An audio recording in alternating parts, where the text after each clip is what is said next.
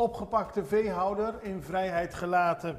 Advocaat Zahedi is er gisteren in geslaagd de rechtercommissaris ervan te overtuigen dat zijn cliënt Shandy Pieters vrij moet worden gelaten. Pieters heeft 2 weken in voorarrest gezeten op verdenking van zware mishandeling. Op 14 juni werd Shandy aangehouden nadat hij een dief had aangevallen die hij op zo'n erf in Piscadera betrapte, terwijl deze een van zijn schapen probeerde te stelen.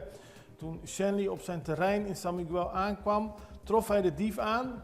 Ik zei een schaap, maar het gaat om een geit, terwijl een tweede verdachte wist te ontkomen.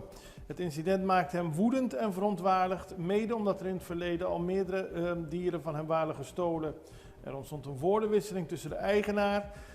De dief beet Shandy in zijn vinger en die zou hem hebben geslagen, waardoor het oog beschadigd raakte. Beiden moesten behandeld worden en waren ook opgesloten.